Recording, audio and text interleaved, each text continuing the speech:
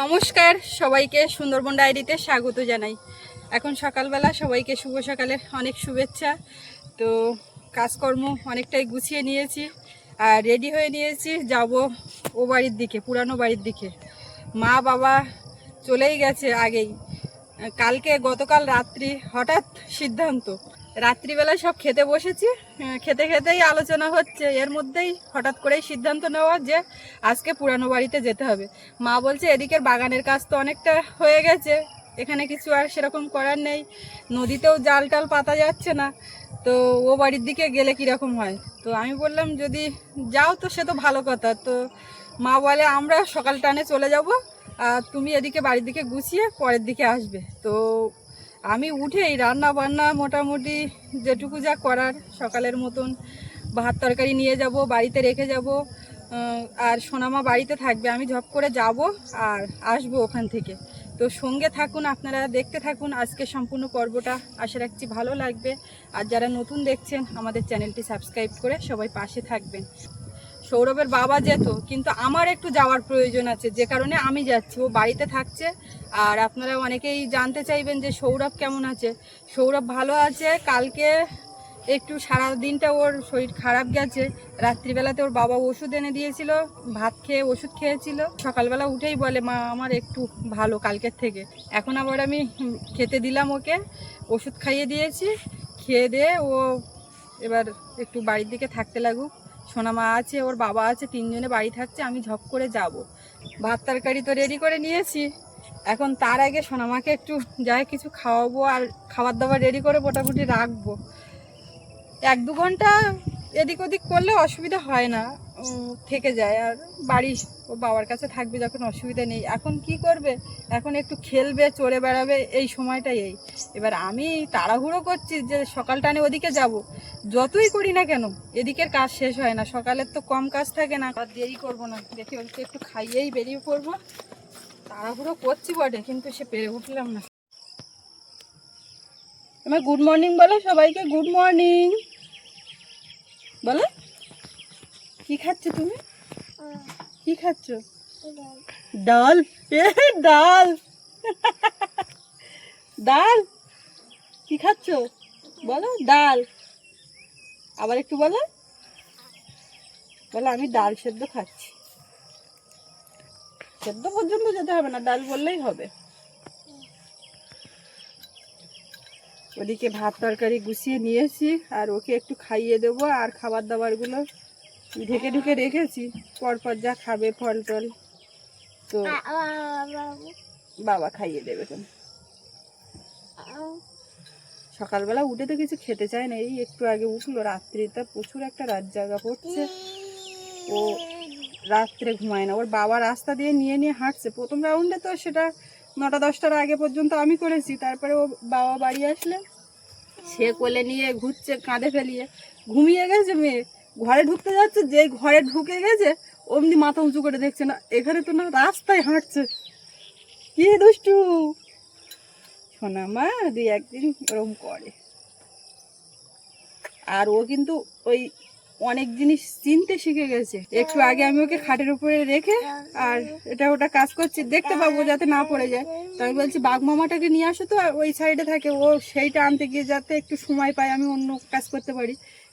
চিনতে পারে, বাঘ মামাকে আনতে গেল অনেক জিনিস, এটা দাও ওটা দাও, আমার ক্লিপটা একটু দাও তো, চিরুনিটা দাও তো, এরকম বললে অনেক কিছু চিনতে শিখেছে না একটু।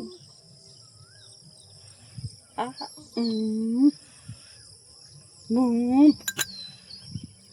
2-4 বার একটুখানি নিয়েছে।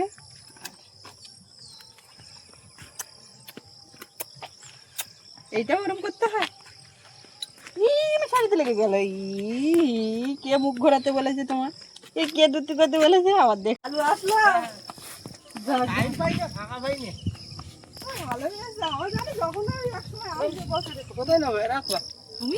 এই মাথা রাখো, এই উঠোনে রাখো। ঢেলে দাও, আমি বাড়ি যাচ্ছি। আলু সাইজ বড় আছে। হ্যাঁ হ্যাঁ। ওদিকে সৌরভের কাছে আছে, কান্নাকাটি করছে, আমি সামনের থেকে অতটাই ব্যাগ ট্যাগ নিয়ে বেরিয়ে আসছি, তো দেখে ওর একটু খারাপই লাগছে। তো যাই হোক, আমি এখন আসি।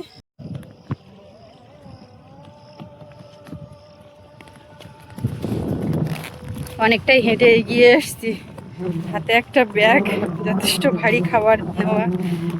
আবার রোদও ছেড়েছে, ছাতাও ধরতে হচ্ছে। হাওয়া আছে মোটামুটি আজকে।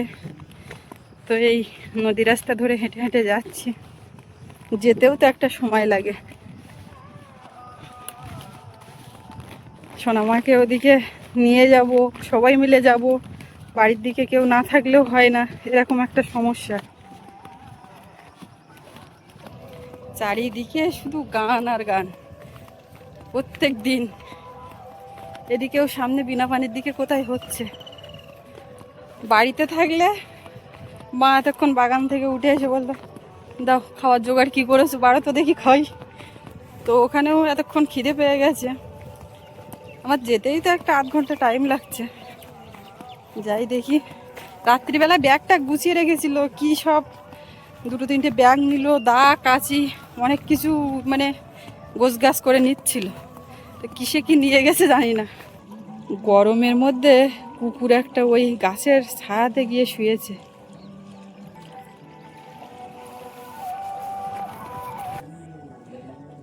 হাই, ও বাবা, ওখানে একটা না দুটো, একটা ছোট্ট কালো আছে।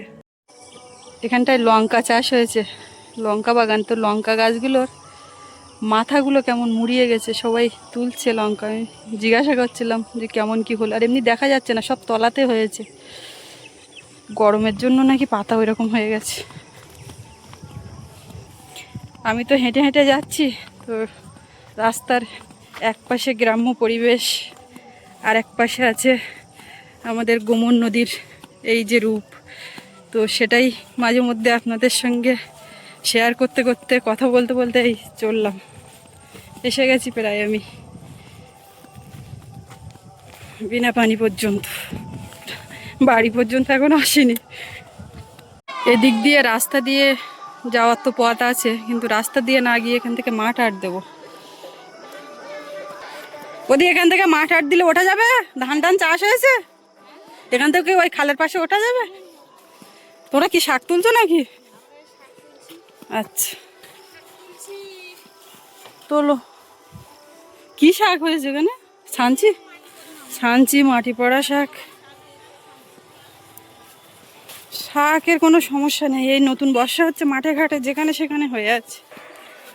আগে যখন সৌরভ এই স্কুলে আসতো, বিনা পানি স্কুলে, ও বাড়ি থেকে, তখন এইখান থেকে আড়ে আসতো।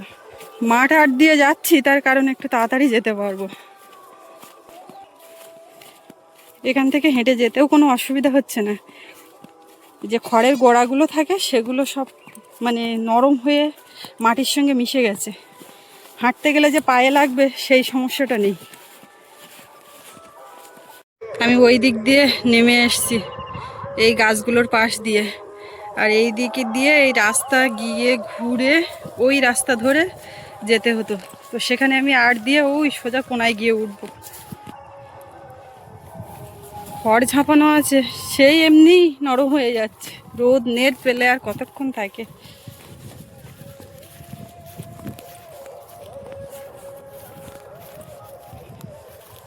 এই বাড়িতে যখন থাকতাম এই মাঠের থেকেও কতবার গোবর কুড়িয়ে নিয়ে গেছি, গরু বাঁধা থাকে তো এদিক ওদিক করে। জোর পায়ে হেঁটে চলেছি, এসে গেছি, আর সময় লাগবে না, 2-4 মিনিটের মধ্যে বাড়িতে পৌঁছে যাব। কস্তুর খালের পাশে এসে গেছি, যে খাল আপনাদেরকে দেখাই। খাল ছেঁচে মাছ ধরা হয়ে গেছে, তারপরে বৃষ্টিতে যা জল হয়েছে। এই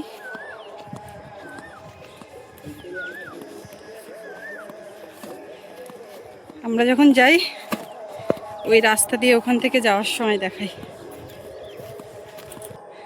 ওই পাড়ার থেকে এই পাড়ায় চলে আসলাম মাঠ আট দিয়ে। ওই বাঁশ গাছের গোড়াতে জলের কল। আমি তো খাওয়ার জলের ব্যবস্থা করিনি, জানি এখানে বোতল টোতল নিয়ে এসছে মা, ওই ভুল করবে না। কলের থেকে জল মনে হয় নিয়ে নিয়েছে, আর অত দূর থেকে জল বয়েও সম্ভব না, যদি জল না থাকে কলে নিতে আসবো। এই একটা রাস্তার পাশে ডুমুর গাছ হয়েছে, আমাদের বাড়ি ঘরে পেছনেও হয়েছে, যেখানে সেখানে হয়ে আছে। আমিও ওই বাড়িতে যাচ্ছি, মা আগে চলে গেছে। সাবধানে যাবে। তো তুমি ফোনটা কোন পকেটে নেবে? তোমার এই পকেট তো দেখতে পাচ্ছি সেলাই খুলে গেছে, পড়ে যাবে। একটা ফুল প্যান্ট পরো, যাও একটা ফুল প্যান্ট হাতে করে নিয়ে সাইকেল চালানো যাবে না, গরম লাগছে। আজকে সোনামা আর আমি বাড়িতে, ওর দাদা চলে যাচ্ছে তাকিয়ে আছে। কিছু করার নেই, ওদিকে কাজের ওখানে যে একটু যাব সেও যেতে পারছি না, আবার বাড়িতে ওকে নিয়ে আমার পক্ষে রাখাটা খুব মুশকিল। কারণ আমি কিছুক্ষণ রাখতে পারি, কিন্তু সারাক্ষণ রাখাটা সত্যি খুব সমস্যার। এদিকে ওরা সবাই ও বাড়িতে, আমি গেলেও হবে না তাদের। তো এমন একটা সমস্যা, তার মধ্যে এই আছি বাড়িতে, বেরোনোর খুব দরকার কিন্তু বেরোতে পারছি না। হ্যাঁ চলো আমরা ঘরে যাব, আমরা ঘরে গিয়ে খেলা করব না। ও কিন্তু বুঝতে পারছে না যে মা বাড়ি নেই। হ্যাঁ আমার সাথে থাকে, কিন্তু দীর্ঘক্ষণ একটা বাচ্চা মা ছাড়া থাকাটা খুব মুশকিল। আমরা ভাত খাবো না, আমরা বাপ বেটিতে ভাত খাবো, ডাল আলু মাখা। এখন আমরা দুজন আছি, দুজন খাবো, তাই না? কেরা এটা? কোনো খবর পাইনি, হঠাৎ করে চলে এসছে ঠাম্মা ওই বাড়িতে, পুরানো বাড়ি। আমি যে একটু যাব, তা তোমার নিয়ে আসতে ফোন করেছিল বাবুর দাদু, তা আমি তো ফোন পেলেও যেতে পারিনি। ও ঠাম্মা পুকুরি সাবধানে। আমাদের কিন্তু খুব কান্না পাচ্ছে, তাও আমরা চুপচাপ আছি না। বড় মা এসছে, আমাদের ঠাম্মা খাবার নিয়ে এসছে।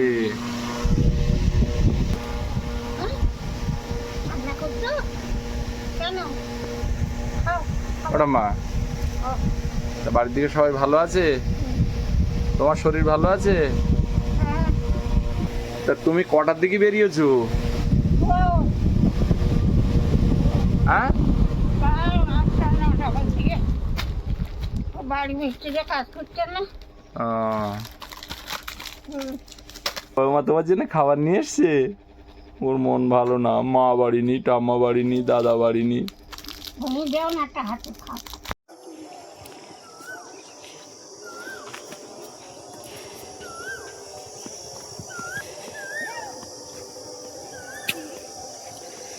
এসে গেছি, আম গাছতলায় দুজনকে বসে থাকতে দেখতে পাচ্ছি। বাড়িতে ঢুকছি, দেখি আগের দিনে বৃষ্টিতে মাঠে একটু জল জমা। কি খবর? কাজ করার জন্যই তো তুমি হয়েছো, দেখানোর কি দরকার? এইবার তো আমি দেখাবো। আমি একটু বসি বাবা। আলু আলু ওই একটা বড় আলু ফেলাইছে, এই একটা বড় আলু, বড় আলু সব মাজাতে সেমেরে মাথা রেখে দিয়েছি, তুলিনি। আচ্ছা, কলারটা তুলিনি। এই কলার তেলগুলো কি করার নিয়ে জানার জন্য? কোন বাড়ি? ওই পাট পরিষ্কার করেছি, ওই সাইডে ওইখানে দিতে দেবা?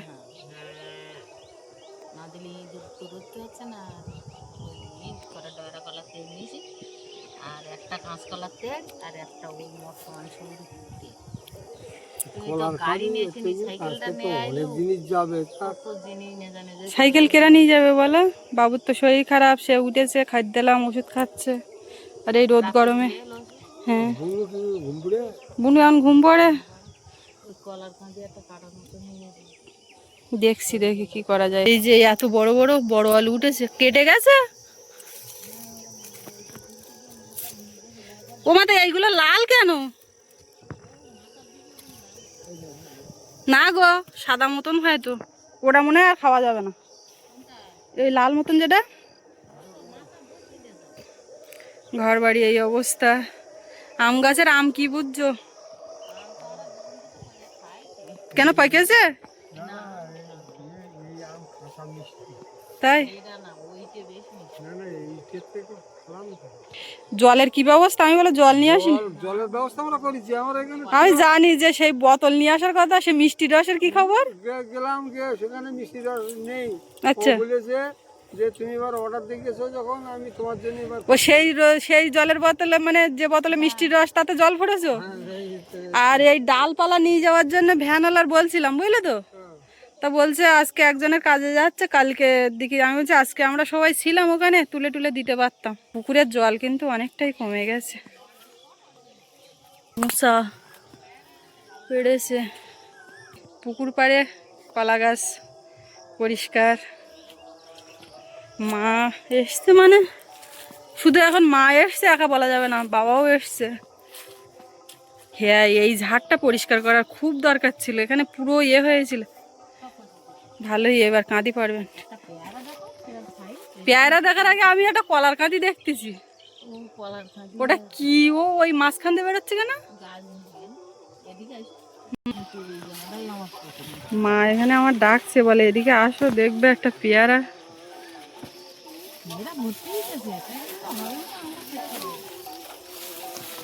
তুমি নিয়ে আসো, আমি ওর মধ্যে তো দেখতে। হ্যাঁ, এবার দেখতে পেয়েছি। হ্যাঁ, নিয়ে আস, কি সুন্দর। ওই এই কচুরমুখী এইগুলো তুমি তুলতে পারো? আমি একদিন খুঁড়ে খুঁড়ে ওই অল্প পেয়েছিলাম। আর এই যা সব বসিয়ে দিলে এই বাড়ি হতো, তা টিলারের পাওয়া যাচ্ছে না। এই ওল, এইগুলো সব ওল। আর এই কচুরমুখী, এই বাড়ি কচুরমুখী সাইজ হয় দেখতে পাচ্ছ? এই সাইজ এবার এই বাড়ি কচুরমুখী বিরাট বিরাট একটা কচুরমুখী দেয়, মোটা মোটা। আমার যদি সকালবেলা হয়েছে এখানে বাগান করতে পারতাম, তাই এই কচুরমুখীগুলো আমি বেশি দেওয়া না তো কি কর, আমার ভালো লাগে না। এই এতটা জায়গা, এই রোদির জায়গা কি সুন্দর, একটুখানি কুপিয়ে কচুরমুখী বসিয়ে দিতে পারলি হয় নাকি পারা যায় কুপিয়ে। লেবু হয়েছে গাছে, দেখুন কত পরিমাণে লেবু, কিন্তু কতটা কি থাকবে, মাঝে মধ্যে আসলে এই পেড়ে খেতে হবে। এখনো রস টস হয়নি। আর পেয়ারার তো অসংখ্য জালি পড়েছে। বাড়ি ঘরের এইসব দৃশ্য বেশ ভালো লাগে এসে, কিন্তু না থাকতে পারলে যেটা হয় সেটা তো হবেই। মা বলছে এসে কোনো গাছতলা একটা আমই পাইনি। যাই হোক, একটা দুটো তো পড়ে থাকে, না হলে আর কি হবে। ডুমুর গাছে প্রচুর ডুমুর হয়েছে, কিন্তু পোক্ত হয়ে গেছে ডুমুরগুলো। আগের দিন তো নিয়ে গেছিলাম। পেছন দিকে কিছু করা হয়নি, যা সামনের দিকে। আর একদিনে কতই বা হয়, এইগুলো রকম পরিষ্কার করে দিলে সব কাঁদি আসবে।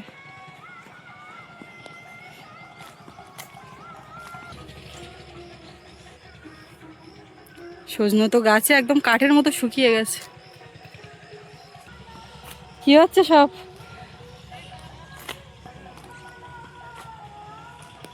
যা, তোমাকে রাস্তার ধারে এই গাছে কটা আম আছে, ঝড়ে পুটতেন না? তার মানে বেশি পরিমাণে হয়ে আসবে, তাই পুড়ে টুড়ে তো জারি। আমাকে তো আর গাছে আর দেখা যাচ্ছে না। সব কোথায় গেছে সুচিত্রাটারা ওরা? তাই কাকু ওদিকে কাজের ওইদিকে যাচ্ছিল, তো মা ওই নারকেল গাছের কথা বলছে বলে আমি ওইটা জিজ্ঞেস করছিলাম যে কতটা কি আছে, কি ব্যাপার, দেবা টেবা কিনা।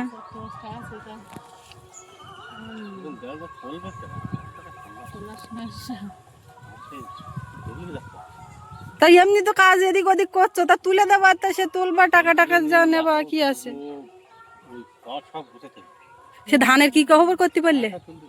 না না, ওই যেদিন আসি তারপরে তো বৃষ্টি হলো, সে ভালোই আছে, অসুবিধা হয়নি তো? বিরাট একটা বৃষ্টি হলো। নারকেল গাছ বলতে এই নারকেল গাছগুলোর কথা বলা হচ্ছে। বেশ লেগেও গেছে, 4-5টা আছে, তুললে এখনো তোলা যাবে। জামরুল গাছের এই অবস্থা। আমাদের বাড়িতেও জামরুল হয়েছে।